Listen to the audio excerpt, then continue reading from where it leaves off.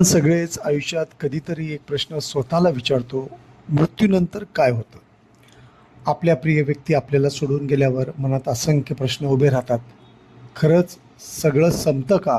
की काहीतरी पुढेही सुरू राहतं? नमस्कार, मी राजू शिंदे. आपण ऐकत आहात माझा भगवद्गीतेवरील हा पॉडकास्ट.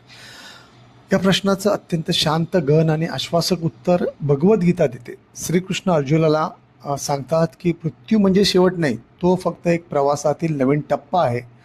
शरीर नष्ट होतं पण आत्मा कधीच नष्ट होत नाही. आज या विचारावर थोडं थांबून चिंतन करूया, कारण कदाचित हेच ज्ञान आपल्याला भीतीपासून मुक्त करून जीवन अधिक अर्थपूर्ण जगायला शिकवू शकतं. आत्मा कधीच मरत नाही. भगवद्गीतेत श्रीकृष्ण सांगतात, न जायते म्रियते वा कदाचित. याचा अर्थ असा आहे की आत्मा कधी जन्मत नाही आणि कधी मरतही नाही. तो शाश्वत आहे, अनंत आहे. शरीर नष्ट झालं तरी आत्म्याला काहीही होत नाही. आपण जे शरीर पाहतो ते फक्त एक तात्पुरतं वस्त्र आहे. जसं आपण जुने कपडे टाकून नवीन घालतो, तसं आत्मा एक शरीर सोडून दुसऱ्या शरीरात प्रवेश करतो. ही कल्पना समजली की मृत्यूबद्दलची भीती हळूहळू कमी व्हायला लागते, कारण तेव्हा कळतं मृत्यू म्हणजे समाप्ती नाही, तर परिवर्तन आहे. मृत्यू म्हणजे प्रवासातील पुढचं पाऊल. आपण एका शहरातून दुसऱ्या शहरात जातो, तसं आत्माही एका शहरातून दुसऱ्या शहरात प्रवास करतो. जेव्हा शरीर थकून जातं, त्याची शक्ती संपते, तेव्हा आत्मा त्या शरीराला सोडून पुढच्या प्रवासाला निघतो. शरीर निसर्गात विलीन होतं पण आत्मा पुढे चालत राहतो. यामुळे एक सुंदर विचार मनात येतो.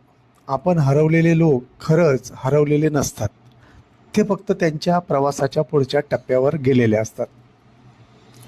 भगवद्गीतेनुसार आत्मा रिकामा हाताने पुढे जात नाही, तो आपल्या कर्माची छाप घेऊन पुढे जातो.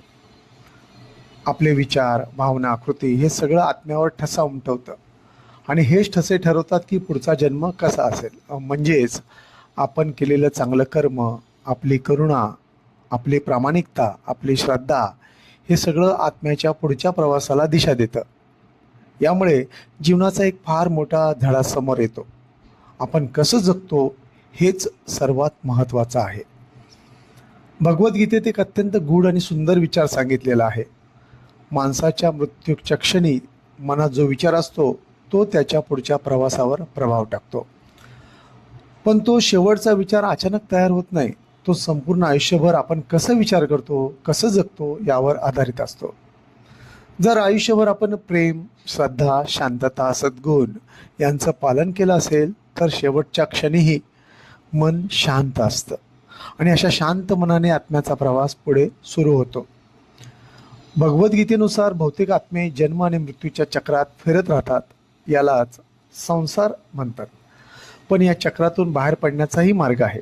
जेव्हा माणूस स्वतःची खरी ओळख जाणतो, स्वार्थापासून मुक्त होतो, परमेश्वराशी एकरूप होतो, तेव्हा आत्मा मोक्ष प्राप्त करतो.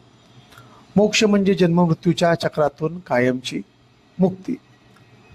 आपल्याला मृत्यूची भीती का वाटते? कारण आपण स्वतःला फक्त शरीर मानतो.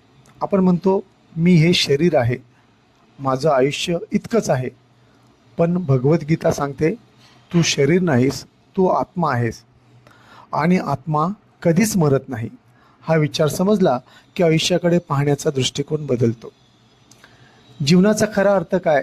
जर आत्मा अमर असेल तर मग आयुष्याच्या खऱ्या अर्थाने उद्दिष्ट काय?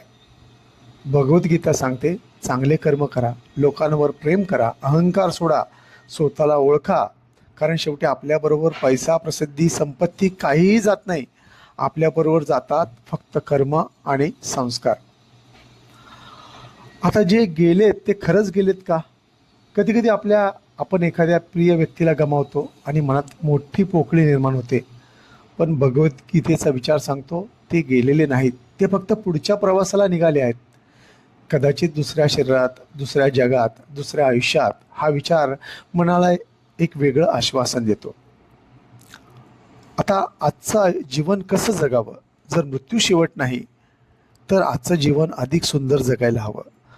चला आजपासून प्रयत्न करूया जास्त प्रेम द्यायचा, कुणालाही दुखवू नये, मन शांत ठेवायचा, चांगलं कर्म करायचा. कारण प्रत्येक दिवस आपल्याला आत्म्याला उंच नेण्याची संधी देतो. मृत्यू हा अंधार नाही, तो फक्त एका दारातून दुसऱ्या दाराकडे जाणारा मार्ग आहे. आत्मा अनंत आहे, प्रवास अनंत आहे आणि जीवन ही त्या प्रवासातील एक सुंदर पायरी आहे. म्हणूनच आज एकच गोष्ट लक्षात ठेवा, भीतीने नाही तर प्रेमाने जगा, कारण आत्मा अमर आहे. हा पॉडकास्ट तुमच्या मनाला स्पर्श करून गेला असेल तर नक्की शेअर करा. कदाचित तुमच्या एका शेअरमुळे कोणाच्या तरी मनाला शांतता मिळेल. आणि कमेंटमध्ये जरूर लिहा, तुम्हाला आत्मा अमर आहे असं वाटतं का?